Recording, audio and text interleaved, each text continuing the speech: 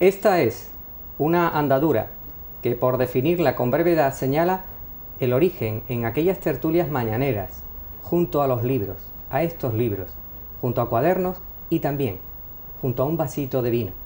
Además, y eso debemos subrayarlo con fuerza, insobornablemente fieles como somos a nuestras ideas, a nuestras cosas, a ese rigor inalterable, fieles a los cánones estrictos de la verdad y custodios de lo que otros grabaran en tierra en este castillo de las 7 torres. Y ahora aquí, tan a los buenos aires de esta grande historia de las navegaciones y de la primera vuelta al mundo. En otras palabras, tenemos entre nosotros la fuerza de ustedes, de esta televisión, de esta palabra y del hacer, del buen hacer, sustentada por una sociedad civil que no política, que nos mueve, nos anima, como si fuera una voz electrizada por 1000 emociones y con los pulsos tensos como las cuerdas de una guitarra. Así y aquí seguimos, y así seguiremos hablando para transmitir a todos los vientos, los duendes, las vibraciones, el poderío, la profundidad y hasta la filosofía de este rincón del sur andaluz, del sur, que no conoce fronteras, los gaditanos, los jerezanos, los portuenses, los chipioneros, los sanluqueños, históricos, y la historia grande de nuestros pueblos. Muy buenas tardes, amigos de 8 Televisión y de la Fundación Puerta de América. Pasamos ya con nuestra invitada de hoy, que se llama Silvia Argente y es guionista, directora y productora. Silvia, muy buenas tardes, bienvenida a 8 Televisión Jerez. En concreto, la dirección de cine, ¿cómo ocupa tu tiempo en la actualidad? Buenas tardes. Pues ocupa todo el tiempo. Bueno, la dirección, la producción, el guión ahora llevo una época que menos, pero también ocupa todo el tiempo de mi vida, de lunes a domingo. Y de esas 3 facetas que hemos dicho, ¿cómo se incardinan unas y otras? ¿Cómo haces la frontera entre una dedicación y otra? Bueno, la verdad es que es complicado, ¿no? Desde luego yo empecé estudiando dirección, me especialicé en guión. Empecé antes a trabajar como guionista profesional que como realizadora profesional y entonces digamos que una cosa empuja a la otra. Tú empiezas a escribir historias, esas historias tienes que venderlas o las escribes porque ya te las encargan directamente, pero llega un momento en que esta industria, raquítica industria que tenemos en España, cayó en peores momentos, ¿no? Y de repente las historias, los guiones se malvenden o no se venden o no llegan, o hay dificultades y te ves en la obligación de alguna manera de aventurarte a producir, no de nueva, porque yo ya había participado como directora de producción en otros proyectos de otros realizadores, de otros directores compañeros míos, y conoces y has estudiado la producción de cine, pero de repente es como que tienes que ser tú misma, ¿no? La que te pongas a cocinar esa paella un poco sola hasta que empiece a sumarse más personas, ¿no? En el equipo. Nos has dicho una palabra, un calificativo que es raquítica, es decir, la industria del cine español es raquítica. Sí. ¿Eso a qué obedece? ¿A las productoras, a la financiación, a los inversores? ¿Por qué has definido con la palabra raquítica? Porque está hambrienta, porque hay poco dinero, pasamos hambre, es una industria que se sustenta con muy pocos fondos, con muy poca inversión. Tenemos que hacer verdaderos malabarismos para poder levantar una producción, pasarlo muy mal, yo creo que innecesariamente, pero esto es porque partimos de que por alguna razón, y no sé si desde siempre porque soy joven, ¿no? Pero sí sé que desde que yo estoy dentro de este mundo que es el cine, que es desde que tenía 17, 18 años, no he visto la intención de entender el cine como un negocio, como un producto, ¿no? Sino ese sobreproteger el concepto de arte, sí, que efectivamente es el séptimo arte, efectivamente hay arte en lo que hacemos, mucho arte en lo que hacemos, pero ese arte también hay que venderlo. Es un producto. Claro, en el momento que lo tenemos que vender es un producto, ¿Pero ¿no? el cine es rentable, Silvia? ¿Se puede hacer rentable? Hombre, en Hollywood salta a la vista, Francia vende sus películas, Italia vende sus películas, Alemania también, o sea, Japón vende películas, China vende películas, la India vende muchísimas películas.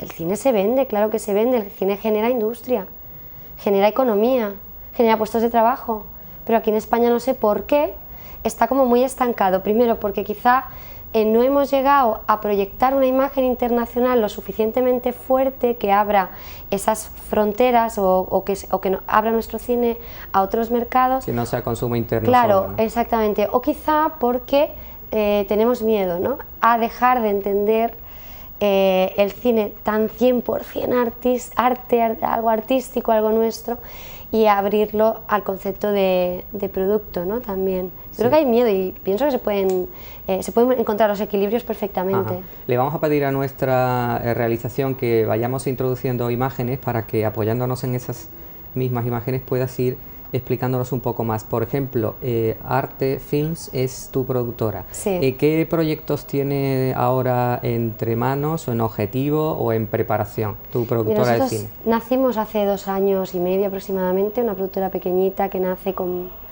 en un momento difícil de crisis, ¿no?, a nivel nacional e internacional, y nos lanzamos porque teníamos entre manos un documental que hablaba sobre el cine, sobre la educación, sobre los niños y sobre la cultura. Y un poco la idea que tuvimos cuando lanzamos este proyecto era, primero, utilizar el sistema de creación, ¿no?, de un cortometraje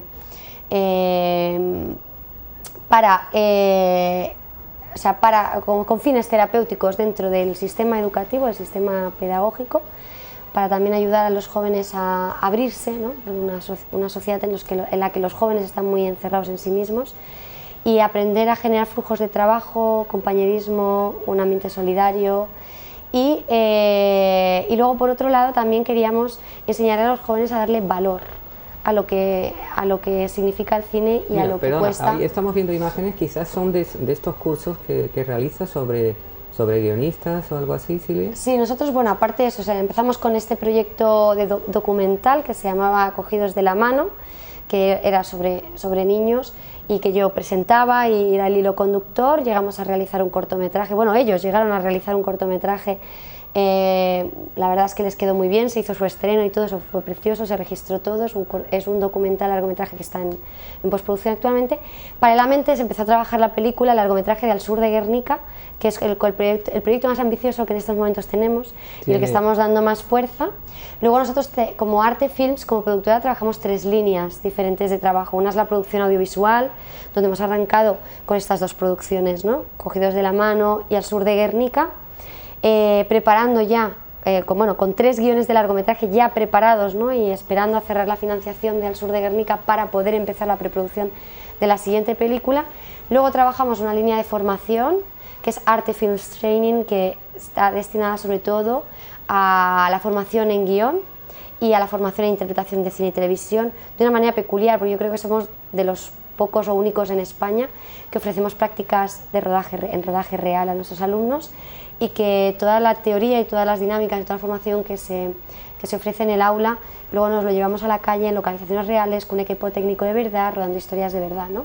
Luego es un material interesante para ellos. Y esto, por ejemplo, esta imagen fue en Zaragoza, con el grupo de alumnos que tengo allí. Se grabaron unos cortometrajes, entonces, para que ellos practicaran, y que, bueno, el cortometraje Cuéntame al oído es el que ahora mismo estamos terminando de editar, que saldrá la semana que viene, y la verdad es que estuvieron estupendos. ¿Dónde pueden ponerse en contacto contigo, Silvia, o con tu productora Arte Films, para si gente que quiera o colaborar o hacer prácticos, hacer estudios?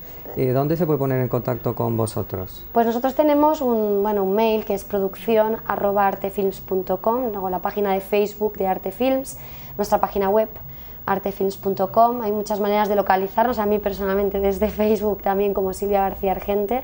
Es decir, soy bastante asequible. Ajá. Y accesible, es decir, que pueden llegar a mí con mucha facilidad, y la verdad es que intento siempre atender en la medida de lo posible, cada vez es más complicado, pero en la medida de lo posible, aunque sea un poquito, ¿no?, a todo el mundo. Es verdad que se me van acumulando las cosas a veces, porque es un no parar y porque hay mucha gente que me pregunta, que me escribe, que quiere saber cosas, que quiere informarse de cosas, que también nos apoya, nos anima, y entonces a veces es un poco complicado llegar a todo, pero lo intento, yo como mínimo lo intento, ¿no? Y luego, pues, la tercera línea de trabajo que te comentaba, que es la de Talent, Arte Films Talent, ha nacido hace poco, y es de representación artística. Ajá. Mira, estabas hablando antes del Al sur de Guernica, que es la producción que tenéis ahora en objetivo. Como estamos rodeados de libros en esta fundación también, en este proyecto de la primera vuelta al mundo, entre la literatura, la historia, ¿qué relación ves a tu juicio entre la literatura, la historia y el cine? Bueno, están íntimamente relacionados. Pensemos que en el cine estamos contando historias. Las historias nacen de muchas fuentes. La idea para una historia puede provenir de muchos lugares, ¿no? Pero una de las fuentes principales, lo sabemos, es la historia, es aquello que le sucedió, sea al vecino de enfrente, sea el de la panadería, sea aquello que está registrado en un libro documentado, ¿no? Histórico. Y la literatura, por supuesto, nos basamos muchísimo en historias de autores, ¿no? Para llevarlas al cine, para pasar del papel a la imagen y poderlo contar de una manera que sea como más accesible para todo el mundo, porque bueno, pues la lectura hay a quienes nos apasiona, hay gente que le cuesta más, luego hay gente pues que a lo mejor por también limitaciones físicas, pues leer le agota y es mucho más cómodo a lo mejor verlo en el cine y poder acceder a esa, claro, y poder acceder a estas historias. Cuando antes estabas hablando del sur de Guernica, que parece a priori un asunto muy localista, sin embargo, ¿tú crees que es universal y que afecta a distintos sectores, poblaciones, naciones de todo el mundo? Nosotros con esta primera vuelta al mundo, aunque parece localista del sur de Andalucía o de la provincia de Cádiz y de Sanlúcar, también pretendemos darle carácter universal. ¿Por qué, a tu juicio, esa película Al sur de Guernica, siendo localista, es universal también? Silvia. Bien, nosotros partimos de entrada y al título, le otorgaba una dimensión internacional. Hablamos de Almería, de un episodio histórico que fue el del 31 de mayo de 1937. No es una película de la guerra civil ni que trabaje sobre ese episodio única y exclusivamente, sino que lo toma como referente para desarrollar una historia actual, que transcurre en 2007, pero que no olvida la base de este episodio histórico que fue la guerra. La guerra es un tema universal. Hoy vivimos rodeados de guerra, actualmente en muchos países del mundo, y por desgracia, ¿no? Por desgracia es así. Luego, por otro lado, el hecho de que, o sea, le dimos al sur de Guernica porque se trata de eso, hubo el bombardeo de Guernica, retratado en el cuadro de Pablo Picasso. Hablaba de ese bombardeo, pero hablaba de mucho más. Se ha hecho un análisis de este cuadro y hay una serie de documentación muy interesante que nos da pistas de que posiblemente también hubiera retratado dentro de este cuadro, posiblemente está por comprobarse, pero parece que también hubiera algo del bombardeo de Almería ahí. Ajá. ¿Por qué? Porque estaban relacionados Pablo Picasso con otro pintor de Almería que le había pasado una serie de bocetos referente al tema. Sí. Y es verdad que hay motivos muy andaluces en el cuadro de Guernica. Bueno, Pablo Picasso era malagueño, entonces también tiene sentido que sea así. Claro. Y de alguna manera fueron dos bombardeos muy seguidos, que tuvieron muy poca distancia en el tiempo, apenas unas semanas, y de la misma magnitud. Sin embargo, el de Guernica sí que llegó a tener, gracias a este cuadro, una trascendencia internacional, y el bombardeo de Almería quedó silenciado, ¿no?, en la memoria histórica, tan solo en el recuerdo de las personas que lo vivieron, quizá la provincia de Almería y poco más, ¿no? Entonces eso ha quedado ahí como bastante guardado. Se intentó rescatar a través de un documental de un compañero, David del Águila, que se llamaba Bombas y Olvido, que Diputación apoyó, pero que no ha terminado de tener una difusión importante. Eso se va quedando ahí, y resulta que ese bombardeo se relaciona directamente con un lugar muy interesante de Almería, que son los refugios antiaéreos. Aquí está el carácter internacional. Resulta que los refugios de Almería son los más largos de Europa y los mejor conservados. Son 4,5 kilómetros de galerías laberínticas que funcionaron, cuya construcción y diseño llevó Guillermo Lange, y funcionaron como referente después para Inglaterra y para otros lugares. O sea, como ya tiene, exactamente, como ejemplo de construcción. Entonces ya tenemos ahí una parte internacional, que es esos refugios. Tenemos un set, digamos, para desarrollar una historia que es interesante. Luego tenemos otro elemento interesante, que es la guerra de la mano de los nazis, ¿no?, de alguna manera, de Alemania, de ese periodo el gobierno de Hitler, que ha tenido tanta trascendencia internacional. Por otro lado, relacionado con la Guerra Civil Española, que también es un hecho histórico que también tiene mucha estela internacional, porque es así. España siempre ha sido un país importante, y aunque ahora estemos en épocas flojas, pues resurgiremos como siempre se ha resurgido, siempre hemos tirado para adelante, ¿no?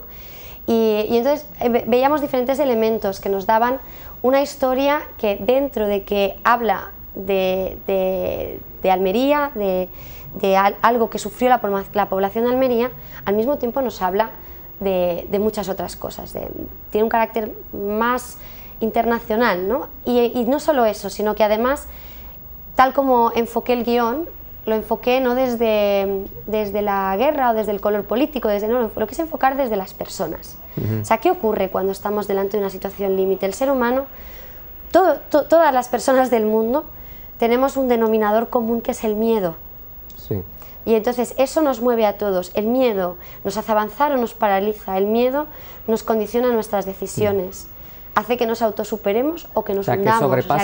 Que sobrepasa la configuración de una película histórica y llega a ser humana, llega a ser de aventura, llega a ser... Y sobre todo, yo no quise en ningún momento ofrecer más que un mensaje a nivel de valores. O sea, donde trabajáramos algo que para todos nos mueve. ¿Y qué es? La autosuperación. O sea, al final el mensaje tiene que ser positivo, porque no estamos aquí para recrearnos en el llanto, en lo terrible, no, estamos aquí para tener en cuenta lo terrible. La posibilidad de superación. Y exactamente, y que eso nos ayude a empujar y tirar hacia adelante. Toda esa exposición que tú has hecho, Silvia, supone trasladársela al consumidor final para que sepa que es una película amplia en sus aspectos, en su colorido, y luego trasladársela al inversor, ¿no? Al que tiene que creer en ese proyecto para terminar de producirlo. ¿Eso cómo se consigue?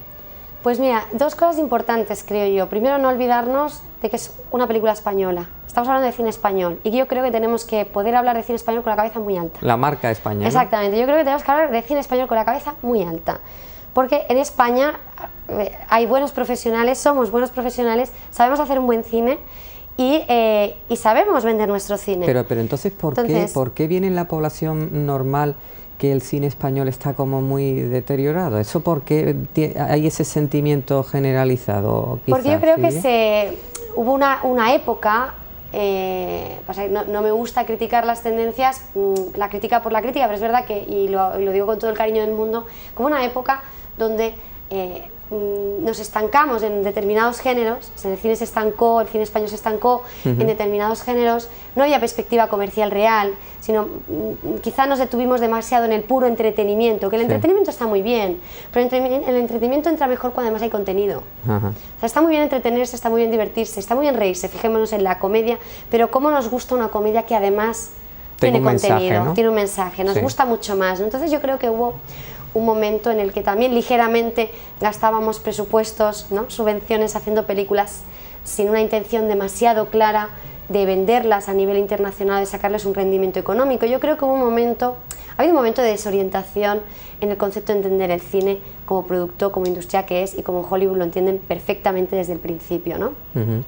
Y ahora sí que es verdad, y yo creo que desde Jaume Balagueró y otros directores empezó a crearse en los años 90 una tendencia distinta que empujó mucho el thriller, el género de terror, y empezó a dar calidad, ¿no? al cine español, ¿no? Con diferentes directores, Alejandro Menábar, por ejemplo, también. Empezaron a darle cierta calidad al cine, empezó a romperse, a desmitificarse también eso de que el cine español es un mal cine, de que el cine... No es un mal cine. El cine español es un buen cine, hay grandes profesionales, lo que pasa que a veces equivocamos los enfoques y toca analizar qué está pasando y volver a empezar, y ya está, y no es más que eso, y no tiene que cundir el pánico, sino tenemos que buscar soluciones, nada más, ¿no? ¿En qué proporción, cuando hay películas españolas, por supuesto las americanas tienen detrás mucho presupuesto y mucho desarrollo comercial, pero en cuanto una película española funciona, ¿por qué crees que es? ¿Por un buen producto o por una buena comercialización y marketing? ¿Cuál es la proporción adecuada a tu criterio? A ver, este tema es complicado, porque por un lado, estamos hablando de un público que es verdad que cada vez se vuelve más exigente, pero que ha sido muy conformista durante mucho tiempo. Un público que se ha acostumbrado también a la cartelera americana, porque también desde España no hemos protegido nuestro cine. Se ha bombardeado mucho, ¿no? Claro, hemos permitido que nos coparan las carteleras americanas, no hemos protegido el cine español. Así como en Francia protegen su cine o en Alemania protegen su cine, nosotros no hemos protegido nuestro cine, hemos permitido que entre todo y que entonces nuestro cine vaya quedando reducido a una sala, a nada, a 2 semanas, a 1 semana. Así no podemos rentabilizar una película. Necesitamos que esté tiempo, pero si nosotros mismos no protegemos lo que nosotros estamos haciendo, claro, ¿cómo vamos a rentabilizar? Porque esas películas luego tienen mercado exterior. Claro, claro, luego las ventas en televisión es otra forma de rentabilizar el producto. Hay que venderlo fuera y tiene que darse a conocer fuera, hay que moverlo por los festivales también de cine internacional, a nivel internacional. O sea, hay que darle un tratamiento también de exportación. O sea, no solo es un producto de consumo nacional, interno, sino que tenemos que darle ese tratamiento también de consumo internacional. Entonces, claro, si juntas un poco, o sea, si hacemos esa combinación, ese cóctel, ¿no? De una falta de cultura cinematográfica en España por parte del público, sí, entre comillas, hay público muy cinéfilo, pero también es verdad que no se ha potenciado desde las escuelas, cosa que ahora se empieza a replantear, ¿no? No se ha potenciado el valor y el gusto por el cine desde las escuelas, en otros países de Europa sí. Por otro lado, también el hecho de que los propios profesionales del sector, y esa es una autocrítica que debemos hacernos, tampoco hemos dignificado la profesión ni hemos estado al 100% trabajando sobre el concepto de comercialización. También ha habido mucha sensación de autor, y eso está muy bonito, ser autor, está maravilloso, todos nos sentimos autores, pero tenemos que saber ser autores y además vendedores de nuestro producto, ¿no? Sí. Entonces quizá también esa parte que ahí ha estado flojeando, el no exigir tampoco o no educar a las empresas españolas, o sea, no invitarlas a la inversión en cine, eso también ha sido complicado. Pues déjame que nos quedemos en la invitación a las empresas, a la producción de cine. Vamos a ir a unos minutos de recomendaciones. Estamos con Silvia Argente, seguimos en la segunda parte de Fundación Puerto de América dentro de 8 Televisión Jerez. Hasta ahora, amigos.